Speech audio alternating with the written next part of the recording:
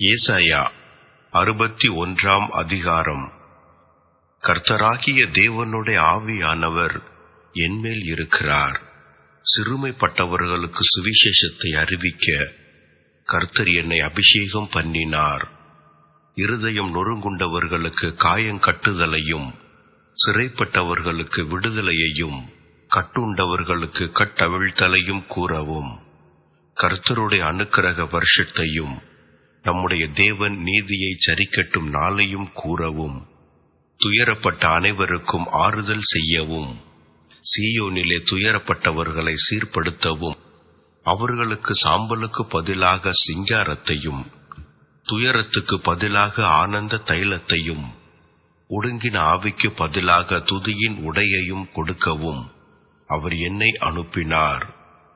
அவர்கள் கர்த்தர் தம்முடைய மகிமைக்கென்று நாட்டின நீதியின் விருட்சங்கள் எண்ணப்படுவார்கள்.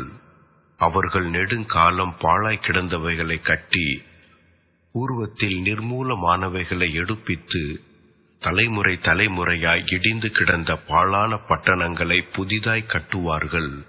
மறு ஜாதியார் நின்று கொண்டு உங்கள் மந்தைகளை மேய்த்து, அந்நிய புத்திரர் உங்கள் பண்ணையாட்களும் உங்கள் திராட்சத் தோட்டக்காரருமாயிருப்பார்கள். நீங்களோ கர்த்தரின் ஆசாரியர் என்று சொல்லப்படுவீர்கள். உங்களை நமது தேவனுடைய பணிவிடைக்காரர் என்பார்கள்.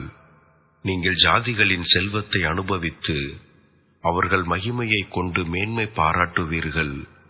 உங்கள் வெட்கத்துக்கு பதிலாக இரண்டத்தனையாய் பலன் வரும்.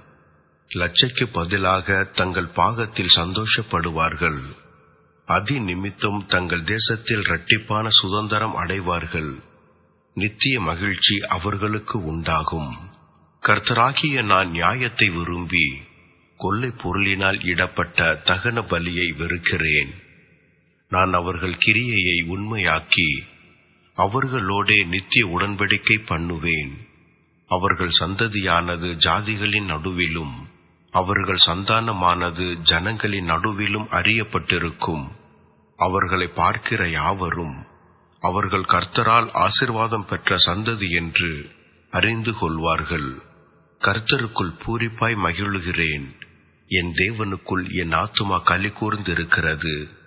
மணவாளன் ஆபரணங்களினால் தன்னை அலங்கரித்துக் கொள்ளுகிறதற்கும், மணவாட்டி நகைகளினால் தன்னை சிங்காரித்துக் கொள்ளுகிறதற்கும் ஒப்பாக அவர் ரட்சிப்பின் வஸ்திரங்களை எனக்கு உடுத்தி, நீதியின் சால்வையை எனக்கு தரித்தார். பூமி தன் பூண்டுகளை விளைவிப்பது போலவும், தோட்டம் தன்னில் விதைக்கப்பட்டவைகளை முளைவிப்பது போலவும், கர்த்தராகிய ஆண்டவர் எல்லா ஜாதிகளுக்கும் முன்பாக நீதியையும் துதியையும் முளைக்க பண்ணுவார்.